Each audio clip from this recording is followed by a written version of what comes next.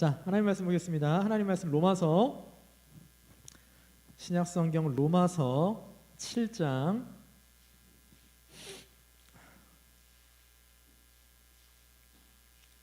로마서 7장 16절부터 25절 끝절까지입니다. 로마서 7장 16절부터 끝절 25절까지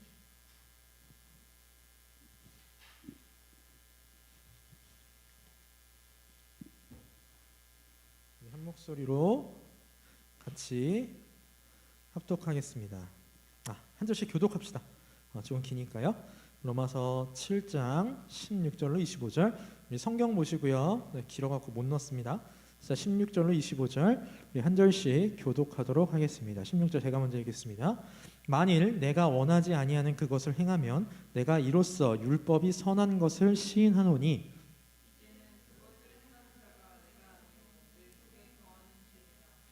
내 속 곧 내 육신에 선한 것이 거하지 아니하는 줄을 아노니 원함은 내게 있으나 선을 행하는 것은 없노라.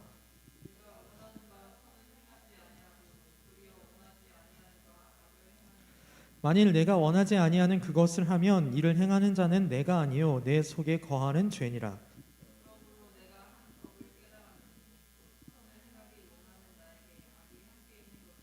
내 속사람으로는 하나님의 법을 즐거워하되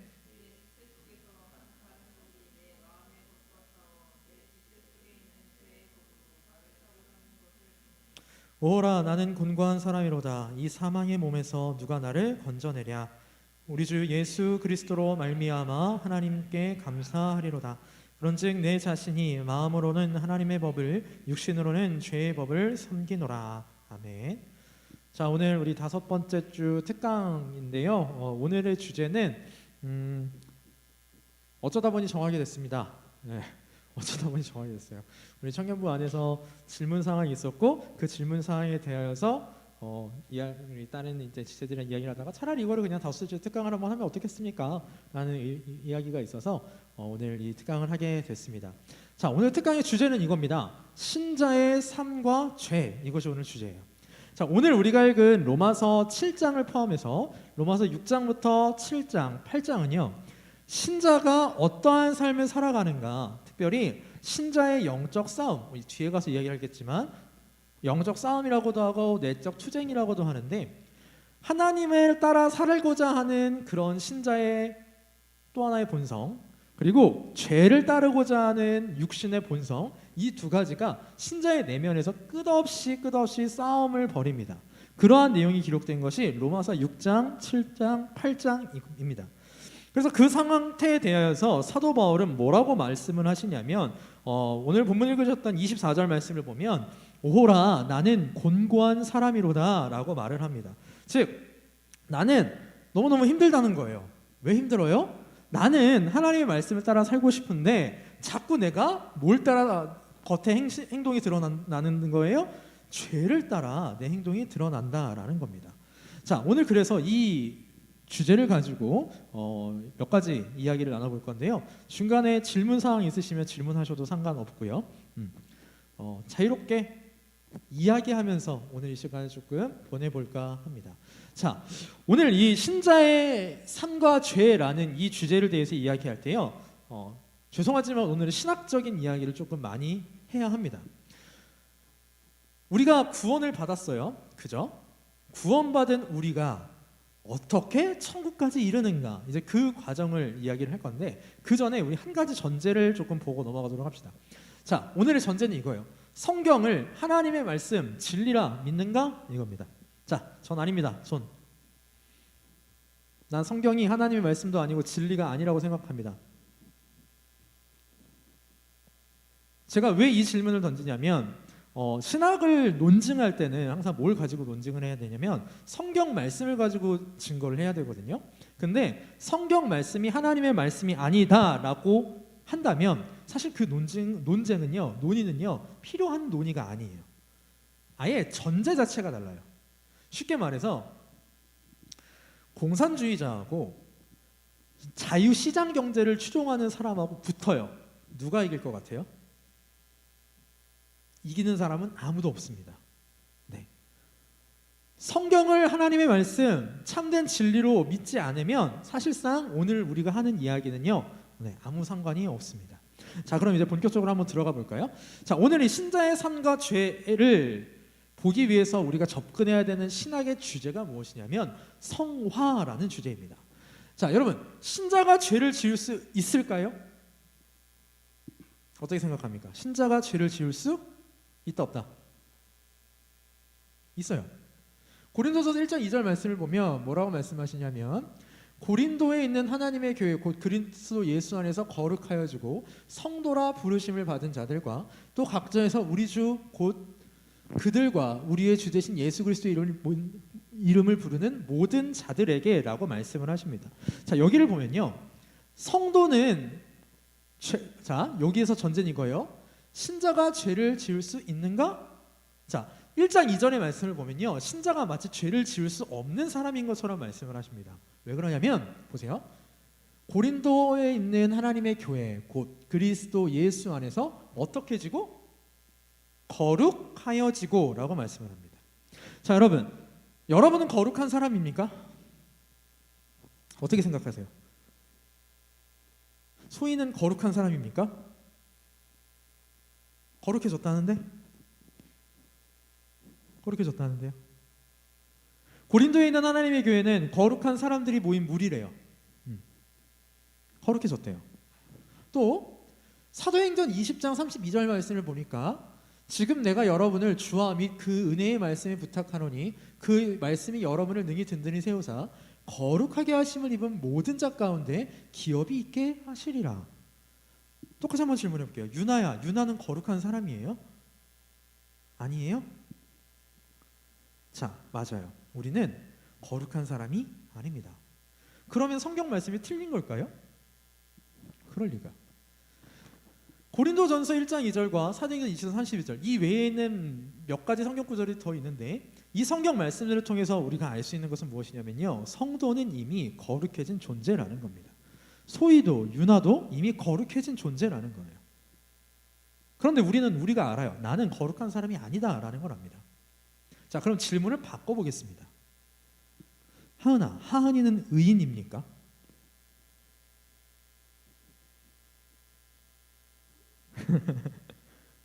윤희는 의인이에요? 자, 그럼 질문을 바꿔볼게요. 상일아, 구원 받았어요? 구원 받는 거의 전제 조건은 반드시 의인만 구원 받을 수 있어요. 그죠? 하나님께서는 의롭지 않은 사람, 불의한 사람을 구원하시지 않습니다. 자, 그럼 윤이랑 하은이는 의인이 아니기 때문에 구원을 못 받은 거고 상일이는 구원을 받았으니까 의인인 건가요? 어떻게 생각합니까? 자, 우리가 의인이라는 건요, 한 가지 잘 생각해 봐야 되는 게 있는데 우리 지난번에 하이데베르크 율문담에서 한 가지 교리를 배웠어요. 우리 개혁교회, 개신교회 아주 중요한 교리였습니다. 네 글자 혹시 기억나는지 모르겠네요. 이신칭의였어요. 예수 그리스도를 믿음으로써 의롭다 칭함받는다라는 겁니다. 맞아요. 지금 사실 윤희의 말도 하은이의 말도 상일의 말도 다 맞아요. 우리는 의인 아닙니다. 우리는 의인 아니에요. 이따가 말씀을 보겠지만 하나님께서 분명히 뭐라고 말씀하시냐면 이 세상에는 의인은 없다. 하나도 없다라고 말씀을 하십니다. 그런데 하나님께서는 우리를 가리켜서 뭐라고 말씀하시냐면 너는 의인이야 라고 말씀하세요. 왜? 내 의가 아니라 우리가 믿은 그 예수 그리스도께서 이루신 완전한 의가 나에게 입혀졌기 때문입니다. 그래서 하나님의 기준에서 우리는 의인이에요. 자, 그러면 성도가 이미 거룩하게 됐다. 이거는 누구 기준에서요? 누구 기준에서? 하나님의 기준에서 우리는 이미 거룩하게 된 존재들입니다. 하나님께서 우리를 향하여서 너희는 거룩한 존재야 라고 이야기를 하셨어요. 너희는 세상과 구별된 존재야 라고 이야기를 하신 겁니다. 그러나 베드로전서 1장 5절 말씀을 보니까 또 이렇게 말씀하십니다. 여기 같이 한번 읽어볼까요? 베드로전서 1장 5절 시작. 오직 너희를 부르신 거룩한 이처럼 너희도 모든 행실에 거룩한 자가 되라. 자, 제가 방금 전에 뭐라 그랬냐면 우리는 거룩한 사람들입니다 라고 이야기를 했는데 베드로전서 1장 5절 말씀을 보니까 어떻게 지랍니까? 거룩해지라 라고 이야기를 합니다. 그리고 성경이 지금 모순되는 걸까요? 성경의 말씀들끼리 지금 어떻게 돼요? 어디서는 거룩해졌다 그러고 어디서는 거룩해지라 그러고 모순되는 겁니까? 더 보겠습니다. 히브리서 12장 4절 말씀, 너희가 죄와 싸우되 아직 피 흘리기까지는 대항하지 아니하고. 자, 죄와 싸운다? 이 말을 다른 표현으로 표현하면요, 거룩해지기 위해서 아직 우리는 피 흘리기까지 노력하지 않았다라는 거예요. 계속 말씀을 좀 볼게요. 로마서 13장 14절 말씀, 오직 주 예수 그리스도로 뭐 입으라? 옷 입으라. 정욕을 위하여 육신의 일을 도모하지 말라. 빌립보서 2장 12절 말씀, 자 여기 좀 같이 한번 읽어봅시다. 빌립보서 2장 12절 시작. 그러므로 나의 사랑하는 자들아, 너희가 나 있을 때뿐 아니라 더욱 지금 나 없을 때에도 항상 복종하여 두렵고 떨림으로 너희 구원을 이루라 라고 말씀하십니다. 너희 구원을 이루라, 조금 이 표현을 바꿔서 표현하면 거룩하여지라 라는 말씀이에요. 자, 지금 우리가 본 4개의 성경 구절은 뭐라고 말씀하냐면 우리가 거룩해져야 한다라고 말씀합니다. 성도는요, 거룩한 존재인 동시에 거룩해져야 하는 존재입니다. 자, 여기서 조금 어려운 말을 들어봅시다. 이걸 뭐라고 신학적인 용어로 사용하냐면 뭐라고 한다고요? 앞에 제가 뭐라고 띄워놨어요? 성화라고 띄워놨어요. 성화. 자, 성화에 대해서 들어본 사람 뭐야? 성일아. 맞아요. 성도가 거룩해져가는 과정이에요. 저는 혹시나 올림픽에서 불 붙이는 그거라고 얘기할까 좀 불안하긴 했는데 상일이가 정답을 말했어요. 맞아요. 성화, 거룩하게 변화되는 거, 이걸 성화라고 이야기를 합니다. 그런데 성화에 대해서 이야기를 할 때 우리 개혁주의의 정말 뛰어난 조직신학 교수 중에 존 머레이라는 분이 있는데 돌아가셨어요. 1975년에. 그분께서요, 성화를 이렇게 나누셨습니다. 2가지로 나뉘어요. 첫 번째 무슨 성화? 확정적 성화. 두 번째 점진적 성화. 이렇게 나눕니다. 확정적 성화 무슨 의미일까요? 자, 그냥 우리 말뜻을 한번 잘 생각해 봅시다. 확정적 성화 무슨 뜻? 거룩해지는 게 어떻게 됐다? 이미 확정됐다. 거룩하다. 우리 처음에 봤던 고린도서 1장 2절에서 봤던 그 말씀, 거룩해졌다. 두 번째, 그러나 또 어떤 성화가 있습니까? 점진적 성화가 있습니다. 점진적이 무슨 뜻이죠? 조금씩 발전해 나가는 것, 그걸 점진적이라고 표현을 하죠. 즉 성화에는요, 확정적 성화가 있고 점진적 성화가 있습니다. 확정적 성화란 무엇이냐? 하나님께서 우리를 거룩하게 하신 거예요. 언제? 예수 그리스도를 믿고 의롭다 칭함 받고. 자, 제가 우리 청년부에서 자세하게 얘기하잖아요. 사실 구원에는요 굉장히 많은 과정들이 있어요. 이 중에 여러분들이 들어본 것도 있고 처음 들어보는 것도 있는데 어떤 것들이 있냐면, 일단은 우리가 구원받으려면요 뭐가 필요하냐면 성령 하나님께서 우리를 부르셔야 됩니다. 복음으로 부르셔야 돼요. 이거를 뭐라고 표현하면 효력 있는 부르심 혹은 효과적인 부르심이라고 합니다. 자, 들어본 적 있다? 혹시 처음 듣는다? 상인이는 처음 들어야 돼. 너 없을 때 내가 설교했거든. 효과적인 부르심이 있습니다. 또 뭐가 있냐면요, 그 다음에 중생이라는 게 있어요. 중생은 뭐냐? 우리의 죽었던 영이 다시 살아나는 걸 중생이라고 얘기합니다. 또 아까 말했던 칭의가 있어요. 의롭다 칭해 주시는 거, 의롭다 여겨 주시는 게 있고, 양자됨이라는 게 있습니다. 하나님께서 당신의 아들로 자녀로 우리를 입양하시는 거. 자, 그게 있어요. 그때 하나님께서 또 뭘 해주시냐면 우리로 하여금 거룩한 존재라고 인정해 주십니다. 여러분, 거룩의 뜻을 한번 잘 생각해 봅시다. 거룩은 크게 2가지 뜻이 있어요. 첫 번째는 구별됨이라는 뜻입니다. 두 번째는 깨끗함이라는 뜻이에요. 즉 하나님께서 우리를 향하여서 너희는 거룩한 존재야 라고 이야기하시는 건, 너희는 세상과 구별된 존재야. 너희는 예수 때문에, 내 독생자 예수 그리스도 때문에 깨끗해진 존재야 라고 이야기하시는 겁니다. 이걸 확정적 성화라고 이야기를 해요. 그러나 오늘 우리가 주목해 볼 건 이겁니다. 점진적 성화. 점점 더 하나님이 원하시는 존재가 되어져 가는 겁니다. 하나님께서는 우리를 너희는 거룩해, 너희는 세상과 구별된 존재고 너희는 깨끗한 존재야. 여기서 깨끗하다는 건 어디로부터 깨끗하다는 걸까요? 죄로부터의 깨끗을 의미합니다. 죄로부터 정결한 존재야 라고 하나님께서 우리를 인정해 주셨는데, 우리는 우리의 삶을 살아가는 과정에서 점점점 더 거룩해져 가야 돼요. 점점점 더 세상과는 다른 사람이 돼야 돼요. 예수 그리스도를 모르는 사람들과는 뭔가 달라져야 돼요. 또 나로 하여금 짓게 하는 그 죄로부터 깨끗해져야 됩니다. 그게 점진적 성화의 삶이에요. 그거를 그냥 간단하게 얘기하면 거룩해져 가는 것, 성화 이렇게 이야기를 하죠. 즉 신자는 어떤 사람이냐면 이미 거룩한 자이지만 아직 거룩을 이루어야 하는 존재입니다. 자, 제가 지금 두 군데에다 밑줄을 쳐놨습니다. 어디에 쳐놨어요? 이미, 아직. 이미, 아직. 이 이미, 아직의 개념은요, 우리 성도의 신앙생활에 있어서 굉장히 조금 중요한 개념입니다. 자, 하은아. 자, 내가 지금 다른 사람하고 이름을 잘못 부른다는 건 피곤하다는 소리죠.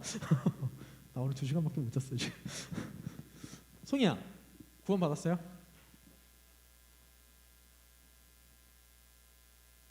모르겠어? 자, 아까 상일이 구원 받았어요. 상일아, 구원 받았어요? 네. 구원 받은 게 뭔데요?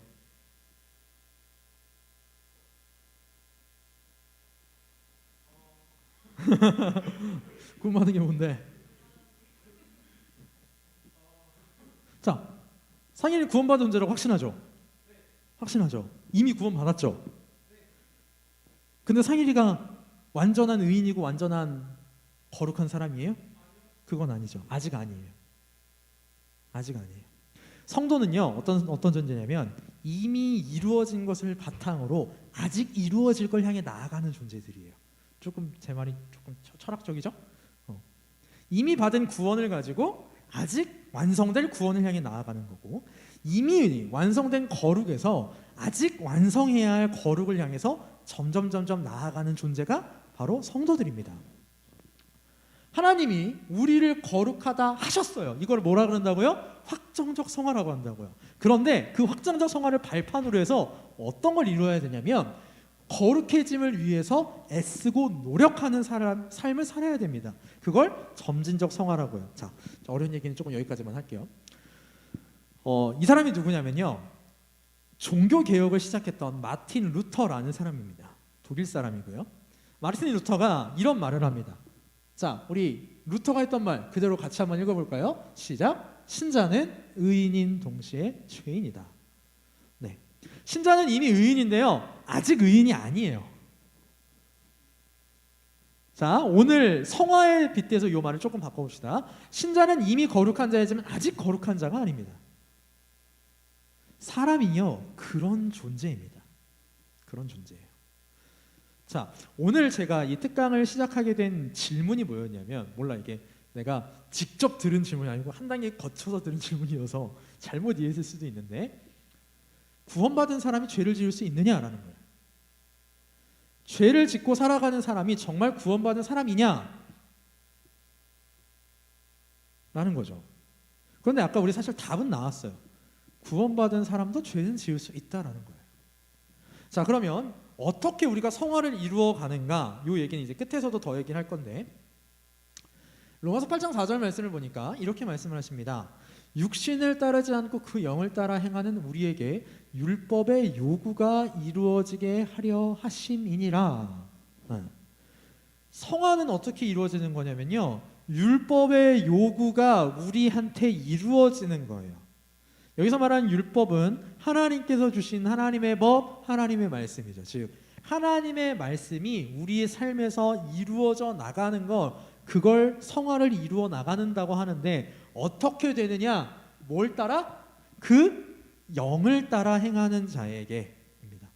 성화에서요, 여러분 굉장히 중요한 게 뭐냐면 성화는 성령 하나님의 도우심이 절대적이라는 거예요. 자, 조금 어려운 질문을 좀 해볼게요. 아까 제가 우리 구원에 있어서 여러 가지 요소들을 얘기했어요. 뭐 중생, 칭의, 뭐 양자됨, 부르심. 자, 유나를 하나님께서 부르실 때, 성령 하나님을 통해서 부르실 때 유나가 뭘 했을까요? 한 게 있을까?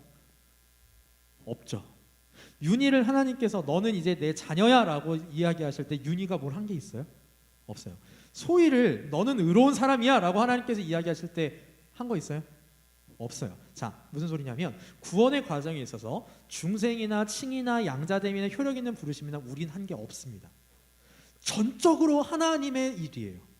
그런데 성화는요, 거기에 뭐가 포함되냐면 우리의 노력이 포함이 돼요. 자, 근데 여기서 오해하면 안 되는 게 뭐냐면, 그러면 성화에는 우리의 노력, 우리의 공로가 포함되는군요 라고 오해하면 안 돼요. 오해하면 안 돼요. 이 자리에 앉아있는 저를 포함한 우리 청년부 여러분들이 나는 오늘 이 시간부터 하나님의 말씀대로 살겠어, 거룩하게 살겠어 라고 마음을 먹었다 칩시다. 그리고 교회를 나갔어요. 얼마나 그렇게 살 수 있을까요? 내 의지를 가지고 며칠을 갈까요? 우리 청년부에서 의지가 제일 센 사람이 누굴까나? 우리 이 자리에 있는 사람들 중에 좀 끈기 있다고 생각하는 사람. 유나? 며칠이나 살 수 있을 것 같아요. 내 의지를 가지고 하나님의 말씀을 지키면서 죄를 하나도 안 짓고 며칠이나 살 수 있을 것 같아요. 하루도 최대로 못 살 겁니다. 우리가 하나님의 말씀을 지키면서 살아가는 건요, 성령 하나님의 도우심이 필요하거든요. 자, 아까 오늘 제가 한 가지 전제를 깔았어요. 우리는 성경 말씀을 하나님의 말씀으로 믿자라고 전제를 깔았는데 여기서 한 가지 전제를 더 깔겠습니다. 성화는요, 우리가 모르는 신비의 영역이 있어요. 우리 지지난주에 성경 공부할 때 하나님의 작정에 대해서 성경 공부를 했었는데, 그때 하나님의 작정에 대해서 성경 공부할 때 제가 전제를 하나 깔았죠. 하나님의 완전 그 무한하신 지혜로 된 하나님의 계획을 우리가 다 알 수 있다 없다? 없다. 성화도 마찬가지인데요. 성화는 뭐가 어렵냐면 성령 하나님의 우리의 성화를 주도적으로 이끌어 가시고 우리가 그 성령 하나님이 이끌어 가심에 이끌려서 거룩한 삶을 살아갑니다. 그래서 마치 이게 신인 협력이라고 보여요. 사랑과 하나님의 협력으로 보입니다. 물론 신학자들 중에 이걸 신인 협력적이다라고 이야기하는 사람들도 있어요. 그런데 중요한 건 뭐냐면요, 성령 하나님이 우리를 이끌어 가시지 않으면 우리가 그걸 따라가지 못한다라는 겁니다. 즉 성화를 이루려면 우리가 하나님의 말씀을 지켜야 되는데 그 말씀을 지키는 방법은 단 하나밖에 없어요. 성령 하나님의 도우심을 받는 방법입니다. 자, 이건 제가 마지막에 가서 이야기하도록 할게요. 자, 성화는요, 성령님의 일입니다. 성령님이 우리를 거룩하게 만들어 가실 때 우리는 끊임없이 노력하게 돼요. 즉 성화는 간단하게 얘기하면 이겁니다. 성령을 따라하는 노력입니다. 성령과 상관없는 노력이 아니라 성령 하나님의 이끌어 가심을 따르는 노력이라는 거죠. 이 세상에서 완전한 성화를 이룰 수 없습니다. 여러분, 성화에 대해서 이야기할 때요, 이게 좀 중요해요. 절대로 완전한 성화를 이룰 수 없다라는 거예요. 그 어떤 사람도 이 세상에서 하나님이 인정하실 수 있는 완벽한 거룩함에 들어갈 수 없습니다. 그럼 그건 언제 가능하냐? 언제 가능하다고 제가 적어놨죠? 언제? 부활할 때 가능해요. 자, 예전에도 이런 질문 한 적 있었는데, 성주씨, 하나님이 우리를 구원하셨잖아요. 하나님이 우리를 구원하셨는데 우리의 영혼을 구원하신 거예요? 몸을 구원하시는 거예요? 영혼과 몸을 구원하신 거예요? 영혼과 몸? 맞아요. 구원에 대해서 참 많은 오해 중에 하나가 무엇이냐면 하나님이 우리의 영혼만 구원하셨다라는 겁니다. 그런데 여러분, 구원에 있어서는요, 하나님이 우리의 영혼만 구원하신 게 아니에요. 우리의 몸도 구원하셨어요. 자, 그러면 성화가 완성되려면 우리의 영혼도 거룩하여지고 또 우리의 몸도 거룩하여져야 돼요. 그죠? 그래야지 우리가 완벽하게 거룩해지는 거잖아요. 웨스민스터 소요리 문답을 보면 우리의 영혼은 언제 완전한 성화를 이루냐면 우리가 죽을 때 완전한 성화를 이룬다 그래요. 우리가 죽을 때. 우리가 죽을 때 천국으로 우리 영혼이 들어가잖아요. 그러면 그때 우리 영혼의 성화가 이루어진다는 거예요. 그럼 우리의 몸은 언제 성화가 이루어지느냐? 부활할 때. 우리의 몸이 예수 그리스도처럼 영적인 몸으로 부활하면 우리 몸의 성화가 이루어지는 게 가능합니다. 그거를 뭐라 그러냐면 영화 이렇게 얘기해요. 영광스럽게 되었다라고 이야기를 합니다. 자, 그럼 다시 우리 처음 온 질문으로 한번 돌아가 봅시다. 성화의 과정 가운데 우리는 살아가고 있어요. 우리는 일평생 성화의 과정 가운데 살아갑니다. 그 성화의 과정 가운데 신자가 죄를 지을 수 있다 없다? 있다 없다? 고개라도 해봐요. 있다 없다? 당연히 있어요. 당연히 죄를 짓습니다. 자, 그러면 왜 죄를 짓느냐? 신자에게도 여전히 죄의 성품이 남아있기 때문에 그래요. 야고보서 3장 2절 말씀을 보니까 이런 말씀을 합니다. 우리가 다 실수가 많으니 만일 말에 실수가 없는 자라면 곧 온전한 사람이라 능히 온몸도 굴레 씌우리라. 심지어 요한일서 1장 8절 말씀을 보면 이렇게 말씀합니다. 같이 한번 읽어봅시다. 시작. 만일 우리가 죄가 없다고 말하면 스스로 속이고 또 진리가 우리 속에 있지 아니할 것이요. 1장 10절입니다. 만일 우리가 범죄하지 아니하였다면 하나님을 거짓말하는 이로 만드는 것이니 또한 그의 말씀이 우리 속에 있지 아니하리라 라고 말씀해요. 나는 하나님을 믿었기 때문에 거룩한 사람이 되었어. 그래서 나는 죄를 짓지 않아. 뭐 하는 사람이라는 거예요? 거짓말하는 거라는 거예요. 거짓말하는 거. 모든 사람에게는 죄가 있어요. 신자도 마찬가지예요. 중생한 신자도 죄가 있어요. 의롭다 칭함받은 사람도 죄가 있어요. 거룩하다라고 하나님께서 여겨주신 사람도 죄가 있어요. 왜? 왜 죄가 있을까요? 우리가 사람의 몸을 입고 살아가는 동안엔 죄가 있어요. 왜? 사람의 몸에 죄가 있기 때문에 그렇습니다. 자, 오늘 본문 말씀 다시 한번 보도록 합시다. 오늘 본문 말씀 18절 같이 한번 다시 읽어봅시다. 18절 같이 있습니다. 시작. 내 속 곧 내 육신에 선한 것이 거하지 아니하는 줄을 아노니 원함은 내게 있으나 선을 행하는 것은 없노라. 여러분, 사람은요 기본적으로 죄를 따라가게 되어 있는 존재입니다.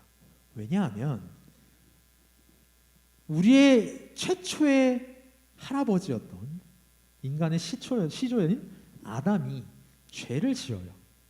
그 죄를 지은 그 죄를 뭐라고 부르냐면 원죄라고 부릅니다. 그 원죄는 정상적인 방법으로 태어나는 모든 사람들에게 다 전가돼요. 그래서 죄의 책임이 전가되고 죄의 오염이 전가되고 그 원죄를 가지고 있는 사람은 자연스럽게 내 스스로 죄를 짓는 걸 좋아합니다. 여기서 말하는 죄란 무엇이냐면 하나님과 상관없이 살아가는 걸 좋아한다라는 거예요. 성경에서 말하는 죄는요, 소요리 문답에서는 죄를 뭐라고 규정을 하냐면 하나님의 말씀을 어기는 것과 순종함에 부족한 것이라고 얘기하는데 히브리어 헬라어 원어를 보면요 죄에 대한 표현이 아주 재밌습니다. 상일이 사격해봤지? 20발 쐈지? 몇 발 맞췄어?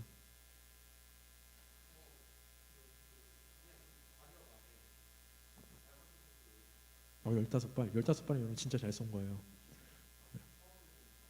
처음에는 몇 발? PRI 좀 했겠네. 자, 제가 이 얘기를 왜 말했냐면요. 자, 여러분들이 총이 됐건 화살이 됐건 아니면 어제 송이 여기 와가지고 투호 그거 해놨던데 인정받으려면은 어떻게 해야 뭐가 전제 조건이 돼야 돼요? 총을 쏘든 활을 쏘든 투호를 하든 인정받으려면 그 목표점이 어떻게 돼야 돼요? 들어가야 되죠. 들어가야 되죠. 상일이가 총을 20발을 쐈는데 20발을 다 쐈어. 근데 한 발도 안 맞았으면 쟤는 인정받아요? 못 받아요? 못 받아요. 죄가요 딱 그래요. 히브리어도 그렇고 헬라어도 그렇고 죄에 대한 언어의 뜻이 무엇이냐면 관역에서 빗나감이라는 뜻이에요. 즉 모든 사람이 죄를 좋아한다라는 이야기는 무엇이냐면요, 우리가 생각하는 그 죄에 대한 관념 있잖아요. 뭐 폭력, 절도, 뭐 살인, 그거 좋아하는 사람이 얼마나 되겠습니까? 사이코패스가 아닌 이상. 네? 근데 그걸 좋아한다는 뜻이 아니에요. 육신의 원죄를 갖고 그대로 살아가는 사람은, 영이 살아나지 않은 사람은 하나님이 원하시는 것과는 전혀 상관없는 곳을 향해서 살아간다는 겁니다. 그게 죄예요. 즉 오늘 본문에서 바울이 계속해서 지금 갈등하고 고뇌하는 건 뭐냐면, 나는 하나님이 원하시는 방향으로 살아가고 싶은데 내 본성은 어디로 살아가라는 거예요? 네가 원하는 대로 살아가라는 거예요. 자, 우리를 죄짓게 하는 존재가 있습니다. 우리를 죄짓게 하는 존재는 마귀예요. 우리는요, 우리는 구원받은 사람은 하나님이 원하시는 대로 살아가고 싶어 해요. 그런데 마귀가 계속 어떻게 하냐면 발목을 잡아서 끌어당깁니다. 야, 너 그쪽으로 뭐 하러 가냐? 네가 좋아하는 쪽으로 가. 야, 거기 뭐하러 그 힘든 길을 가려 그래? 네 좋아하는 쪽으로 가라니까? 마귀가 우리를 그렇게 꼬드깁니다. 그게 성화의 과정에서 있는 싸움입니다. 오늘 본문은요, 신자의 죄와 그리고 신자 안에 있는 하나님을 따르고자 하는 그 성품의 싸움에 대해서 아주 잘 보여주는 대표적인 구절입니다. 오늘 본문 23절을 보니까 이렇게 말씀하십니다. 내 지체 속에서 한 다른 법이 내 마음의 법과 싸워 내 지체 속에 있는 죄의 법으로 나를 사로잡는 것을 보는도다. 신자에게는요, 싸움이 있어요. 그 싸움을 뭐라고 표현하냐면, 이거 다 같은 말이에요, 세 개 다. 어떤 분은 영적 투쟁이라고 표현하기도 하고, 어떤 분은 내적 투쟁이라고 표현하기도 하고, 어떤 분은 내적 싸움이라고 표현하기도 해요. 다 같은 소리예요. 다 같은 말이에요. 신자는요, 신자라면 이게 있어요. 이게 있어요. 여러분, 오늘 우리가 지금 성화교리에 대해서 살펴보고 있는데, 성화교리에서 굉장히 중요한, 성화교리가 중요한 이유는 무엇이냐면요, 내가 구원받았는지 아는 게 성화교리예요. 성화교리는 두 가지 측면에서 구원의 확신을 가져다 줍니다. 첫 번째는요, 객관적인 측면에서 가져다 줘요. 객관적인 측면에서.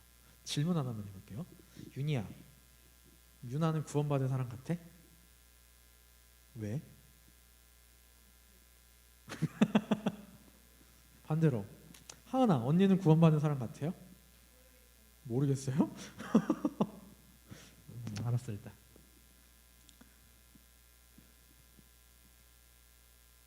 반대로 질문해 볼게요. 유나야, 유나는 구원받은 사람 같아요? 너 스스로? 자, 성화는요, 첫 번째로 제가 객관적인 측면에서 구원의 증거가 된다고 그랬어요. 구원의 확신이 된다고 그랬어요. 무슨 소리냐면, 성화라는 말 자체가 내가 거룩하게 되고자 하는 의지에 따라서, 성령 하나님의 이끌리심을 따라서 거룩하게 점점 변화해가는 거잖아요. 요거를 다른 표현으로 뭐라고 할 수 있냐면 회개의 열매라고도 할 수 있어요. 그러니까 여기서 말하는 회개는 예수 그리스도를 믿은 그 회개를 말합니다. 조금 디테일하게 말하면 회심이라고 합시다. 회심의 열매가 있어요. 세상을 바라보고 세상을 좋아하는 그 사람이 예수 그리스도를 믿음으로 말미암아 가치관 자체가 확 바뀌어버리는 그거예요. 자, 그러면 그 사람한테는 뭐가 나타나냐면 그러한 삶의 결과물이 나타납니다. 지금 윤희가 유나한테 얘는 구원받은 것 같아요 라고 이야기했던 이유는 뭐냐면, 유나의 삶에서 보면 구원받은, 회심한, 즉 하나님의 말씀을 지키고자 하는 그 모습이 보였기 때문일 거예요. 맞아? 그래서 객관적인 증거가 된다는 거예요. 그런데 문제는 뭐냐면요, 객관적인 증거로는 부족해요. 객관적인 증거로는 부족합니다. 자, 우리 교회에 어느 한 집사님이 계시는데, 자, 여기서 말하는 집사님은 제가 지금 막 지어내서 만들어내는 분입니다. 누구라고 생각하지 마세요. 집사님이 계시는데 아주 사업을 크게 하셔서 그 사업에서 나오시는 수익을 아낌없이 교회를 위해 사용하세요. 아낌없이. 주일학교에도 간식, 애들이 뭐 좋아할까? 아무튼 뭐 주일학교 간식 아낌없이 주시고, 우리 청년부 수련회 간다니까 고기 사 먹으라고 한 50만 원씩나 쾌척하시고. 자, 그런 분이 있다고 합시다.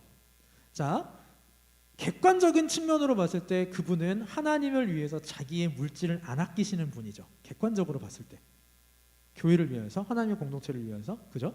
그런데 주관적인 측면으로 봤을 때 그분이 그렇게 하는 이유는 하나님의 영광과 하나님의 교회의 유익이 아니라 내가 드러나고 싶은 거라면, 그분은 구원받았, 그게 성화입니까? 아닙니다. 주관적인 게 중요해요. 겉으로 보기엔 하나님의 말씀을 지키는 것처럼 보이는데 그 지키는 게 뭐 때문에 지키느냐, 그건 누구만 알아요? 그 사람만 알지. 그죠? 주일에 와서 예배합니다. 주일에 교회에 와서 예배해요. 겉으로 보기에는 구원의 증거잖아요. 우리 지난번에 말씀에서 안식일 계명에서 봤듯이 안식일을 지키는 건 구원받은 신자의 표징이라 그래서, 사인이라 그래서, 사인. 근데 겉으로 보기에는 신자가 맞는데 그 마음속에 여기 와서 앉아있는 이유가 뭐냐면 내 유익, 내 이익이 이유라면 그 사람 구원 받았다 못 받았다? 못 받았다. 즉 성화를 통하여서 구원을 확신하려면 두 가지가 충족돼야 돼요. 첫 번째, 주관적인 거. 두 번째, 객관적인 거. 근데 주관적인 게 참 어려워요. 주관적인 게. 왜냐하면 주관적으로 봤을 때 내가 얼마나 더럽게 사는지는 내가 제일 잘 알아요. 와, 내가 구원받은 사람이 맞나? 싶어요. 자, 그러면 거기서 알 수 있는 주관적인 증거가요, 두 가지가 있습니다. 두 가지가 있어요. 뿌리는 같아요. 근데 가지가 두 개인 거예요. 첫 번째, 내가 이루어가는 성화가 지금 주관적으로 맞는 성화냐. 첫 번째 평가할 수 있는 기준이 무엇이냐면요, 내가 하나님의 말씀대로 살아가고자 하는 마음이 있느냐라는 거예요. 여러분, 이 마음은 누가 주시냐면요, 성령 하나님이 주세요. 성령 하나님이 주시지 않으면 이 마음은 절대 생길 수 없습니다. 자, 오늘 2시 예배 때 이정희 목사님께서 말씀을 증거하시면서 가드 사람 이때가 다윗을 따라가면 진짜 힘들고 고생하는 길인 걸 알았지만 그 길을 따라갔다 그랬어요. 그게 가능했던 이유는 뭐냐면 성령 하나님이 이때의 마음을 감동시키셨기 때문이라고 그랬거든요. 마찬가지예요. 우리가 하나님의 말씀으로 살아가고자 하는 그 마음은 성령 하나님이 주시지 않으면 안 돼요. 여러분의 마음이 그것이 있다? 여러분은 성화를 이루어가고 계시는 거예요.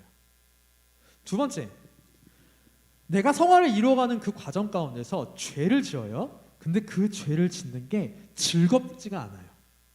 이게 두 번째 증거입니다. 자, 조금 올드한 표현을 사용할게요. 죄를 지으면 애통합니다. 사랑하는 나눔 청년부 여러분, 이 두 가지 평가 기준으로 봤을 때 여러분은 구원받은 사람입니까? 여러분에게는 성화가 일어나고 있습니까? 누구만 할까요? 본인만 알겠죠. 자,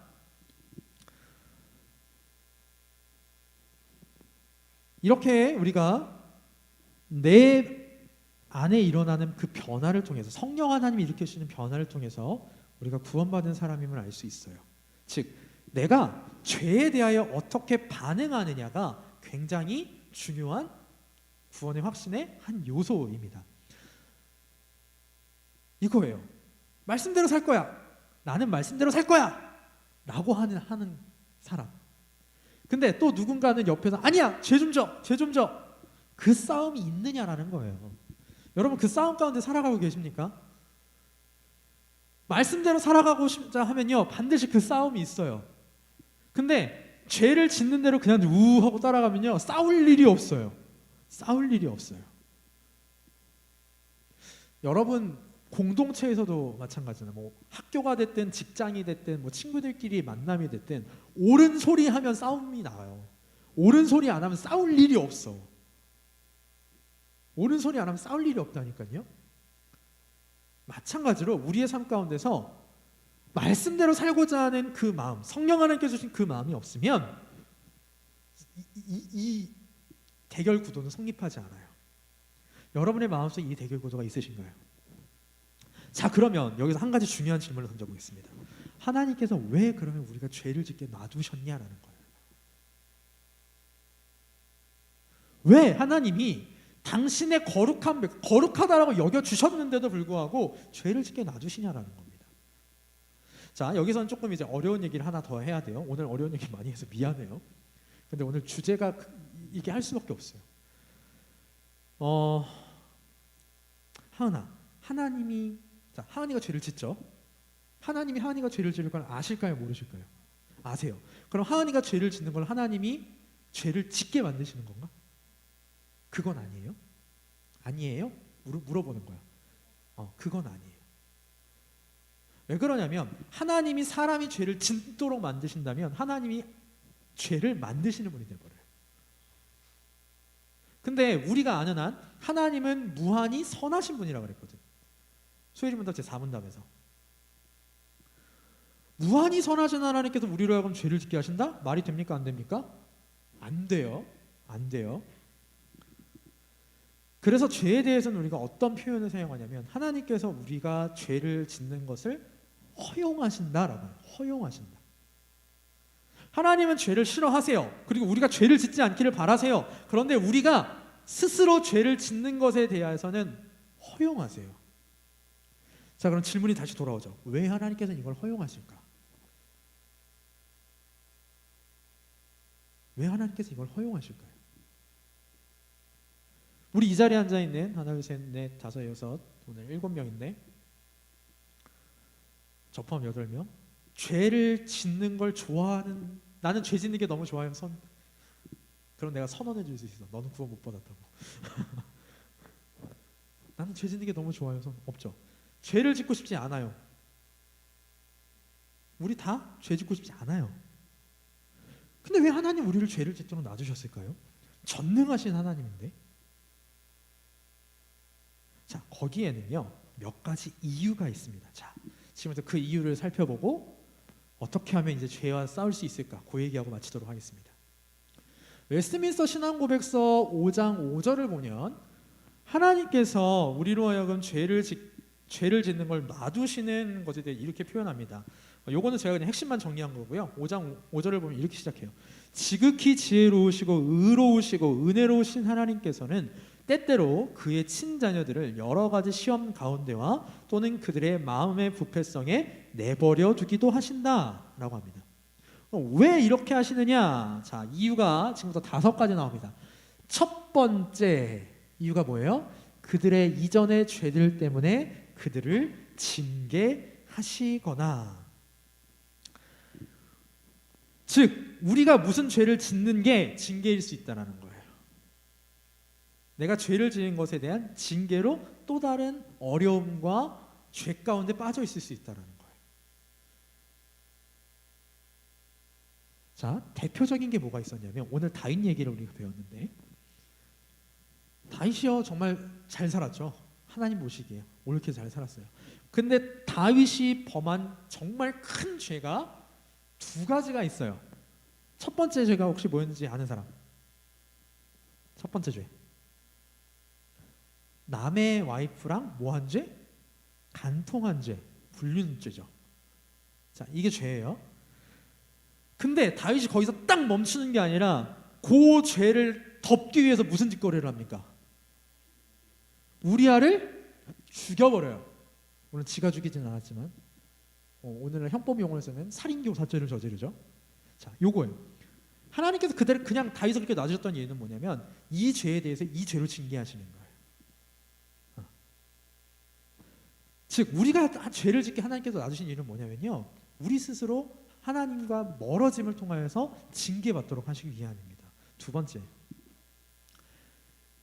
그들의 마음의 부패성에 숨은 힘과 거짓됨을 그들에게 드러내셔서 그들로 하여금 겸손케 하시기 위함이며 라고 했어요. 자, 여러분, 내가 예수를 믿었다고 해서 아무 죄도 짓지 않고 정말 의롭게만 살아간다, 그 사람은 어떻게 되냐면요, 반드시 교만해질 거예요. 반드시. 오늘날 정치 얘기해서 미안한데 제가 정치에 관심이 많은데 정치인들은 별로 안 좋아요.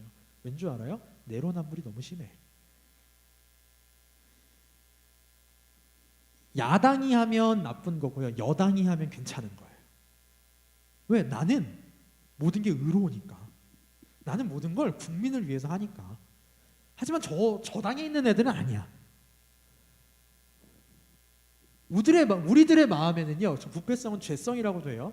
우리들의 마음에는 죄성이 있는데 그 죄성의 숨은 힘과 거짓됨이 드러납니다.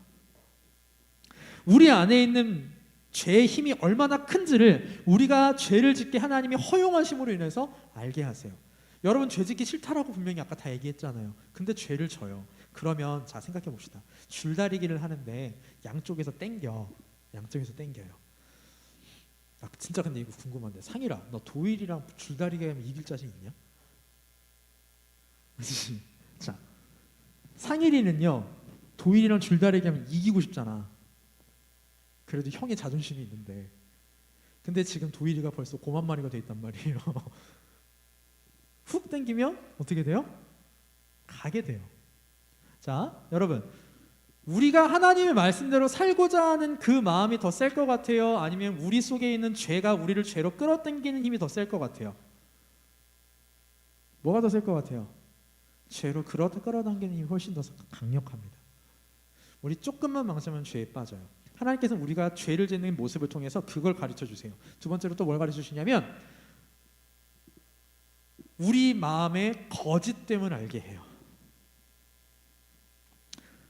나는 죄 짓지 않는 사람인데, 나는 죄랑은 상관이 없는 사람인데, 근데 그 사람이 죄 지어요. 그러면 그게 얼마나 거짓인지를 알게 되는 거죠.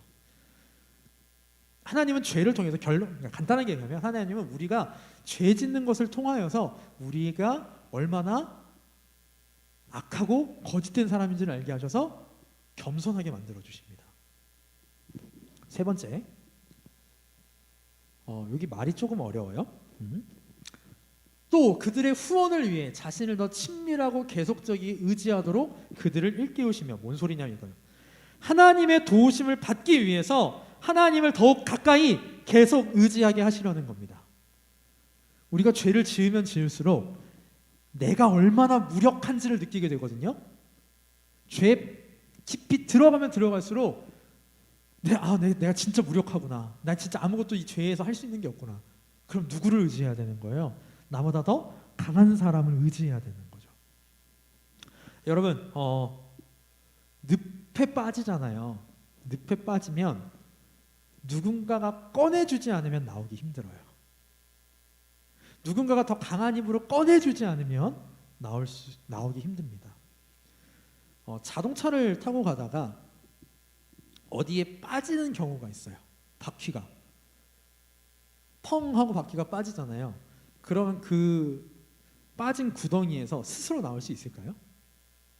없어요. 다른 차가 더 센 힘으로 끌어줘야 돼요. 우리가 짓는 죄를 통하여서 뭘 알게 되냐면, 내가 무력하기 때문에 하나님의, 여기서 후원이라는 건 도우심이라는 뜻이에요. 하나님의 도우심을 받기 위하여 하나님께 더 가까이 나가고 하나님을 더 의지하게 만들어가요. 여러분이 죄 하나도 안 짓는다고 해보세요. 여러분이 하나님을 의지할까요? 내가 완벽한 성인인데, 내가 완벽한 거룩한 사람인데, 내가 완전한 의인인데, 절대로 하나님 의지 안 해요. 누가 그랬어요? 아담이 그랬잖아요. 아담이 죄 없는 존재이다 보니까 하나님의 위치에 나도 올라갈 수 있지 않을까? 그렇게 됩니다. 네 번째로, 미래의 모든 죄의 기회들에 대하여 그들로 더 깨어있게 하신다. 자, 내가 지금 죄를 지었어요. 그걸 통해서 내가 나중에 죄를 짓는 걸 조심하게 됩니다. 내가 이러한 경우에 죄를 지었구나. 그러면 내가 요걸 조심해야겠네. 이게 됩니다. 예를 들어서 우리 음행죄가 있어요. 음행죄는요, 대부분의 그냥 일반적인 케이스에서 보면 그 음행죄를 짓게 되는 조건들이 있습니다. 몇 가지 조건들이 있어요. 그럼 내가 그 죄를 피하고 싶어요. 그럼 뭘 피하면 돼요? 그 조건을 피하게 되는 거예요. 피하면 되는 거예요. 그걸 하나님께서는 죄를 통하여 우리한테 가르쳐 주시고, 마지막 다섯 번째, 기타 여러 가지 의롭고 거룩한 목적들을 위함입니다. 여기는 조금 말이 어렵죠.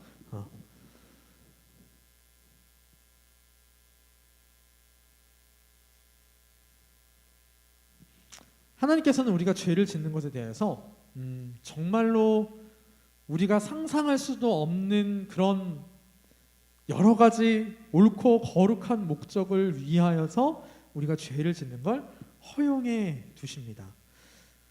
그리고 또 때로는 어려운 가운데 빠지는 걸 허용해 두십니다. 우리 성경 한 군데만 찾아봅시다. 고린도후서 12장 7절.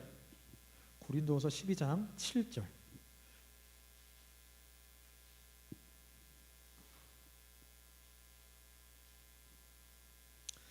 고린도후서 12장 7절. 제가 가진 성경 신약 299쪽입니다. 12장 7절 같이 한번 읽어봅시다. 시작. 여러 계시를 받은 것이 지극히 크므로 너무 자만하지 않게 하시려고 내 육체의 가시 곧 사탄의 사자를 주셨으니 이는 나를 쳐서 너무 자만하지 않게 하려 하심이라. 자, 사도 바울이요 여러 가지 계시를 많이 받았는데요, 그 계시에 대해서 자만하지 않게 하시려고는 거룩한 목적을 가지고 하나님께서 사도 바울에게 사탄의 가시를 주셨다라고 했어요. 이 사탄의 가시가 뭔지는 몰라요, 정확하게는. 마찬가지로요, 하나님께서는 우리로 하여금 뭐 너무 아까 말한 대로 너무 자만하지 않게 하시거나 또 기타 다른 여러 가지 목적들을 위해서 우리가 죄를 짓는 걸 허용하실 수 있어요. 자, 결론적으로는 뭐냐면 하나님께서 우리한테 죄를 짓는 걸 허용하시는 건요, 죄는 나쁜 겁니다. 분명하게 여러분 죄 지으면 안 돼요. 그런데 그 우리가 행한 악한 죄를 통해서 하나님은 선을 이루신다는 거예요. 로마서 8장 28절 말씀을 보면 이렇게 말씀합니다. 하나님을 사랑하는 자 곧 그분의 뜻대로 부르심을 받은 자들은 모든 것이 합력하여 선을 이룬다. 여러분, 하나님의 계획은, 하나님의 작정은 완벽한 계획이에요. 완전한 선한 계획입니다. 그 가운데 우리가 죄 짓는 거 하나님이 아셨어요. 허용하셨어요. 그런데 그걸로 인해서 하나님이 손해 보실까요? 아니요. 우리에게 하나님이 궁극적인 해를 주실까요? 아닙니다. 하나님 그것을 통하여서 방금 전에 본 이런 목적들을 가지고 우리한테 유익을 주십니다. 자, 조금 정리해 봅시다. 우리 오늘 성도의 내적 싸움에 대해서, 성화에 대해서 이야기를 해요. 성화 가운데 싸움에서 이기려면 어떻게 해야 될까요? 즉 죄와의 싸움에서 이기려면 어떻게 해야 될까요? 제가 답을 하나를 제시해놨죠. 뭘 하라고요? 성령을 의지하라고요. 아까 그랬어요. 우리의 성화는 성령 하나님이 주도적으로 하시는 거라고, 주관하시는 거예요. 주권이 성령 하나님께 있어요. 우리는 성령 하나님이 따라오게끔 하셔서 따라가는 거예요. 그런데 단지 발목을 누가 잡고 있어요? 마귀라는 놈이 죄를 통해서 이렇게 잡고 있는 것 뿐이에요. 그러면 마귀가 끌어당기는데 우리가 그 마귀의 끌어당김을 뿌리치려면 누구를 더 붙잡아야 되는 걸까요? 나를 이끌어 가시는 성령 하나님을 붙잡는 겁니다. 붙잡는 거예요. 로마서 8장 27절 말씀 이렇게 말씀합니다.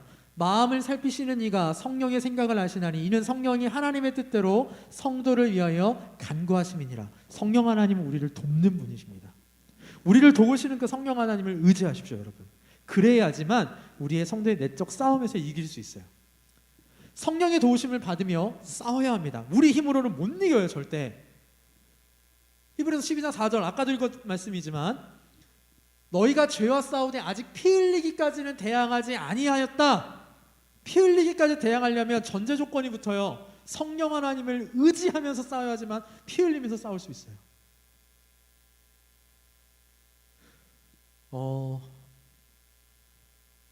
여러분 게임 요새 하나요? 뭔 게임이에요? 어떤 게임이에요? 옛날에 우리 청년부에서 가끔가다 이제 같이 했던 게 배그랜다. 오버워치 했었잖아요. 오버워치 할 때요 역할이 나눠져 있죠. 딜러가 있고 탱커가 있고 힐러가 있죠. 여러분 탱커가 미친 듯이 잘 싸우려면 어떻게 해야 될까요? 오래 싸우려면 뒤에서 누가 뭐 해주면 돼요? 힐러가 힐해주면 돼요. 성령 하나님, 여러분 싸움은 내가 싸우는 거거든요. 근데 내 뒤에 누가 계시냐면 성령 하나님이 계시는 거예요. 그 성령 하나님을 이렇게 붙잡고 싸워야지만 하나님 쪽으로 갈 수 있어요. 그래야지만 정말 피 흘리기까지 싸울 수 있어요. 자, 그러면 그걸 어떻게 해야 되느냐? 성령님의 도우심을 받으려면요 두 가지가 필요합니다. 무엇과 무엇이 필요해요? 말씀과 기도가 필요해요. 이거 두 개 없이는 우리의 성화는 이루어지지 않아요. 우리의 내적 싸움은 이루어지지 않아요. 하나님의 말씀을 듣고 배워서 그 말씀을 가지고 기도하는 거예요. 어떻게? 이 말씀대로 살아가게 해주세요. 여러분, 우리의 기도 제목은 그게 돼야 됩니다. 뭐 여러 가지 구하는 거 좋아요. 결혼하게 해주시옵소서, 뭐 남자친구는 언제 주시나이까, 좋은 직장을 주시옵소서. 좋은데요, 여러분, 그 기도의 수준을 좀 더 높여보자고요. 우리가 하나님의 말씀대로 살아가잖아요. 지금 우리에게 주어진 현실에서 하나님 말씀대로 살아가잖아요. 점진적 성화를 이뤄가잖아요. 그러면 마태복음 6장 33절이 들어맞을 거예요. 마태복음 6장 33절이 뭔데요? 너희는 먼저 그의 나라와 그의 의를 구하라. 그리하면 이 모든 것을 너에게 뭐 하시리라? 더 하시리라. 성화의 삶이 여러분의 행복의 조건입니다. 우리 마지막 디모데전서 4장 5절 말씀 같이 한번 읽어봅시다. 디모데전서 4장 5절 시작. 하나님의 말씀과 기도로 거룩하여짐이라. 여러분이 거룩하여지는 것, 여러분의 삶 가운데서 성화를 이루어 나가는 것, 무엇과 무엇이 필요하다고요? 하나님의 말씀과 기도가 필요합니다. 여러분, 죄짓기 싫다라고 아까 얘기했어요. 그러면 무슨 노력을 하시는데요? 여러분, 하루에 나 기도 20분 이상 합니다. 손 10분, 5분, 3분 안 한다. 자, 나 죄짓기 싫어요. 근데 기도 안 한다. 그걸 어떻게 믿어요? 그게. 저 서울대학교 가고 싶어요. 근데 공부는 안 해. 그럼 걔 진짜 서울대학 가고 싶은 애 맞아요? 나 이번 자격증 시험 꼭 합격해야 돼요. 근데 컴퓨터만 해. 걔 합격하고 싶은 애 맞습니까? 아니죠. 그럼 질문을 조금 바꿔볼게요. 기도하고자 하는 마음은 있어요, 여러분? 그러면 지금 우리가 가지고 있는 문제는 뭐냐면요, 성령 하나님 여러분한테 기도하라라는 마음에게 넣어주시잖아요. 지금 그거보다 뭐가 더 세냐면 그 기도하러 가는 걸 막고 있는 마귀가 잡고 있는 발목을 붙잡고 있는 힘이 더 센 거예요. 그럼 어떻게 해야 될까요? 요걸 뿌리칠 수 있는 힘을 얻어야 해요. 근데 그 힘은 내가 얻을 수 있다 없다? 없다. 성령 하나님을 통해서만 할 수 있다. 그를 위해서 하나님께서는 참 여러 가지 방편들을 만들어 주셨거든요. 성화를 이룰 수 있는 방편들. 그 중에는 어떤 분이 이것도 얘기하세요. 우리 성도 간의 교제도 이야기하세요. 교제도. 여러분 중에 기도하고 싶은데 기도가 안 돼요. 그러면요, 여러분들끼리요 기도 모임이라도 해보세요. 저한테라도 와서 강도사님 우리 기도 모임이라도 좀 하면 안 될까요? 평일에라도 저 좀 데리러 와주시면 안 될까요? 그래도 교회 오면 뭐라도 하겠지. 그런 노력이라도 해야 돼요. 그게 진짜 피 흘리기까지 싸우는 거예요. 우리가 구원받은 신자로 살아가기 위해서 뭘 열심히 해봤습니까, 여러분? 자, 오늘 내용을 정리하도록 하겠습니다. 자, 오늘 성화에 대해서 했어요. 성화에 대해서 얘기할 때 어떤 얘기냐면 죄와 나의 관계에 대해서 좀 이야기를 했습니다. 신자의 삶에서 죄가 어떤 영향을 끼치는가. 자, 신자라 할지라도 죄를 지을 수 있다 없다? 있다. 그러나 중요한 건 그 죄에 완전히 지배당하진 않아요. 즉 구원은 잃지는 않아요. 그게 우리가 배웠던 성도의 견인교리라는 거거든요. 그렇지만 우리는 성도는 기본적으로 하나님의 말씀에 따라 살고 싶은데 많은 경우에 그 말씀대로 살고자 하는 그걸 마귀가 발목을 붙잡고 끌어당겨요. 그쪽으로 가지 못하도록. 그럼 그걸 이기기 위해서 뭐가 필요하다고 그랬어요? 하나님의 말씀과 기도가 필요하다고 그랬어요. 사랑하는 우리 나눔청교 여러분, 기도하셔야 합니다. 성령 하나님의 도우심을 구하셔야 합니다.